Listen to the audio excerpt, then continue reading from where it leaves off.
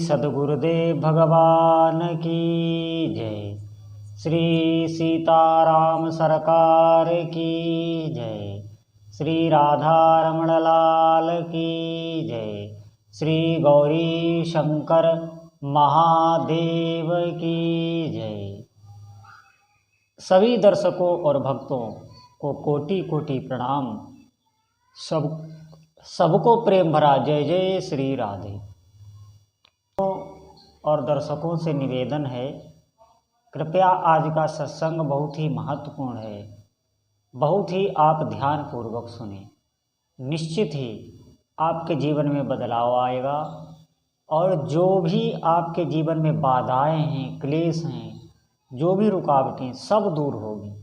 निश्चित मानिए जो भी आपकी इच्छाएं हैं उनकी भी पूर्ति होगी और आप बहुत ही आनंद में आपका जीवन व्यतीत होने लगेगा। आप विश्वास करें, मैं ऐसी आज आपको दिव्य उपासना बताने वाला हूँ, बहुत आप ध्यान पूर्वक सुने। मैं आज आपको बताऊँगा ब्रह्म वेला का महत्व और इसमें आपको करना क्या चाहिए और किस प्रकार थोड़े ही दिनों में आप देखेंगे कि आपके जीवन में एक अद्भुत बदलाव होने लगा है। आप इसका महत्व नहीं जानते। देखिए, हम लोग घर गृहस्थी में रह रहे हैं, लेकिन हमारा जीवन बिल्कुल भोगों में बीत रहा है।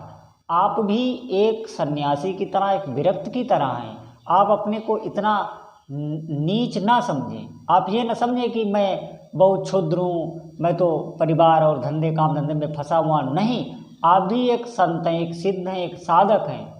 आप अपने को न्यून ना समझें। आपके पास सब कुछ वो है जो एक साधु सन्यासी के पास होता है। साधु सन्यासी कोई इतना बड़ा कुछ अलग से नहीं कर पाते जितना आप कर सकते हो। गृहस्थी में बहुत बड़े बड़े सिद्ध हुए हैं और उनको बहुत अच्छे सन्यासियों ने उनको प्रणाम किया है। तो आप ध्यानपूर्वक हमारी बात सुने। देखिए, ब्रह्म वेला का जो समय होता है वो बिल्कुल एक नई स्फूर्ति देने वाला होता है। ब्रह्म वेला का महत्व क्या है आप समझें।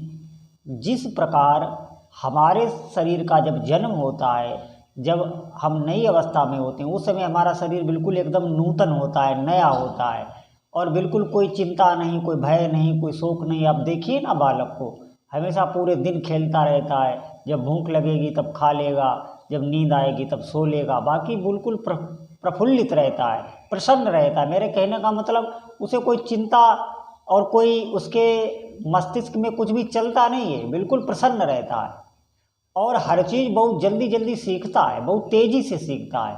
क्यों? क्योंकि अभी उसका नूतन शरीर है, नया शरीर है। ठीक इसी प्रकार ब्रह्म वेला का है। देखो, ब्रह्म वेला के बाद फिर प्रातःकालीन, फिर मध्याह्न, फिर अपराह्न, फिर सायंकाल, फिर रात्रि, फिर मध्य रात्रि। ऐसे आप देखना हमारे शरीर की भी अवस्था, हमारी मानसिक अवस्था बदलती रहती है। फिर धीरे धीरे रात्रि तक हमारी बुद्धि शिथिल पड़ जाती है, हमारी इंद्रियां थक जाती हैं, हमें नींद की आवश्यकता होती है। यही है ब्रह्म वेला का महत्व। क्यों? क्योंकि उसमें एक नई स्फूर्ति होती है और हम प्रकृति से छू के अभी लौटे हैं। जैसे जब रात्रि में आप सोए तो हमारा जो कारण शरीर है, जो अहम है, उसका लय होता है प्रकृति में। जो महत प्रकृति है जिससे हमारा जन्म होता है, उस प्रकृति में लय होता है, उसे सुषुप्ति अवस्था कहते हैं। तो उससे अभी हम बाहर निकल के आए हैं तो बिल्कुल एकदम इंद्रियां तरोताजा होती हैं। आप हमारी बात पर ध्यान देना। और उस समय की गई प्रार्थना सीधे ब्रह्मांड को जाती है और उस पर बहुत जल्दी कार्य होने लगता है। अभी आप दिन में जो प्रार्थनाएं करते हैं तो आप देखेंगे सबकी प्रार्थनाओं पर कार्य नहीं होता है।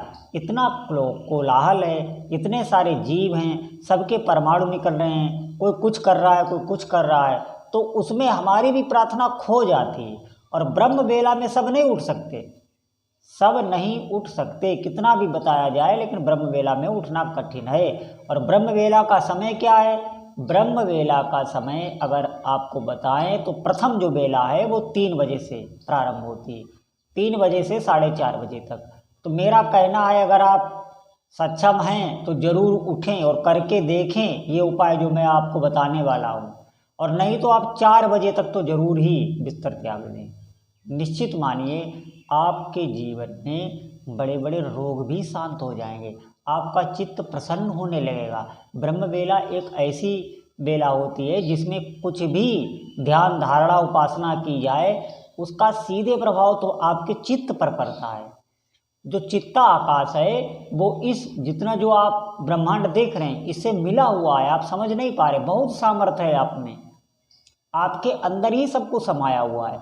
ब्रह्म बेला में जब आप करेंगे तो कोई कोलाहल नहीं हो रहा होता है, बिल्कुल थोड़े दिन तकलीफ जरूर होती है। आप उठेंगे, उठने में तकलीफ होगी, आप उठकर बिस्तर पर हाथ मुंह धोकर बैठ जाएं और क्या करें, प्रसन्न चित्त होने लगेंगे। जब नींव मजबूत होती है तो मकान भी मजबूत होता है। जैसे ब्रह्म बेला में जब आप उठते ही इंद्रियों को अपने इष्ट देव का आहार देंगे, आहार का मतलब उनका ध्यान, उनकी उपासना।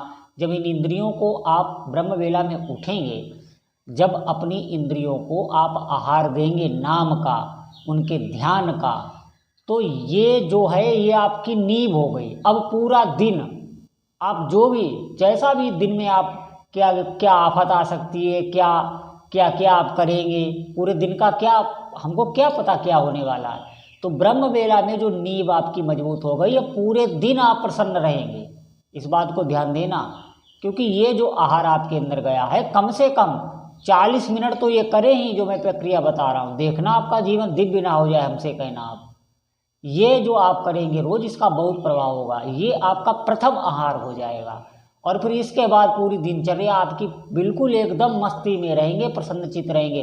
थोड़े दिन कष्ट हो सकता है, उसके बाद ऐसी प्रसन्नता हाथ लगेगी आप खुद बताएंगे। तो सभी दर्शकों से अनुरोध है कि कृपया इतना अवश्य करें, अगर आपको जीवन में उन्नति चाहिए।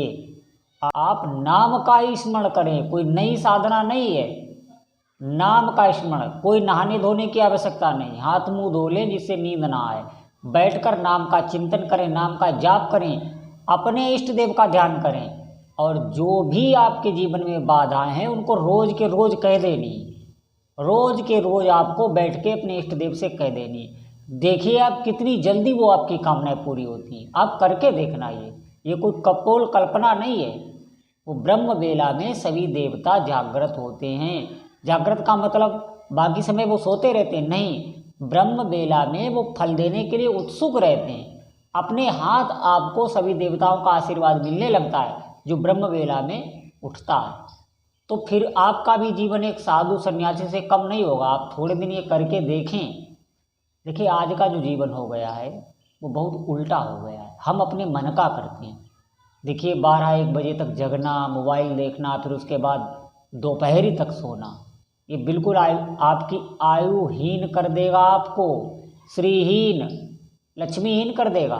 चित्त आपका चंचल रहेगा। जब तक आपका चित्त स्थिर नहीं है तब तक आप इस लोक में भी कुछ नहीं कर सकते, कोई भी कार्य नहीं कर सकते। आप कोई भी कार्य बंध के नहीं कर पाएंगे और जब तक आप कोई भी कार्य दृढ़ता से बंध के नहीं करते तब तक उन्नति कहाँ मिलती है। समय लगता है हर चीज़ में। आपका चित्त स्थिर रहने लगेगा, वो साधना से ही होता है और साधना असर करेगी। आप ब्रह्म बेला में करें कुछ दिन ये उपाय जो मैं बता रहा हूँ, भगवान नाम का जप, अपने इष्ट देव का ध्यान बैठकर करें। नीचे पैरों से लेकर उनके चरण से लेकर उनके मुख तक आप उनका ध्यान करें और जप करते रहें और नाम का जप करें, नाम का चिंतन करें। चिंतन का मतलब नाम के अक्षरों का चिंतन करें। थोड़े दिन ये करके देखें और फिर उसी समय अपनी बात को कह दें। रोज के रोज आपको ये करना है, फिर देखना कैसी अद्भुत दिव्यता आपके अंदर आने लगती है। सुबह सुबह बिल्कुल प्रातःकालीन आप उठ जाएं, हाथ मुंह धो लें और ये करने लग जाएं। कुछ दिन करें, जो भी साधक करेगा उसे निश्चित लाभ होगा। आप करके देखें, ये कोई कपोल कल्पना नहीं है। ब्रह्म वेला में जितने भी संत महात्मा होते हैं वो ब्रह्म वेला में उठ के ही अपनी दिनचर्या आरंभ कर देते हैं। आप समझें, उस समय सोना बहुत ही गलत है, स्वास्थ्य के लिए भी और परमार्थ के लिए भी। अगर वास्तविक आप उन्नति चाहते हैं तो हमारी इस बात को मान लें। मान क्या लें, आप गांठ बांध लें। आप देखना कैसी आपकी उन्नति होती चली जाएगी, क्योंकि उस समय जो प्रार्थना की जाती है उसका प्रभाव बहुत होता है। क्योंकि सब लोग तो कर नहीं रहे होते हैं, सब तमोगुण में निद्राग्रस्त हो रहे हैं, कोई भी प्रार्थना नहीं कर रहा। बहुत कम लोग हैं जो प्रार्थनाएं कर रहे हैं, जो कर रहे हैं उनकी सुनी जाती। और थोड़े समय जब आप उठेंगे तो आपको खुद लाभ दिखाई देगा, आप खुद प्रसन्न रहने लगेंगे। धीरे धीरे आपकी मानसिक स्थिति भी बहुत अच्छी होने लगेगी। बिल्कुल आप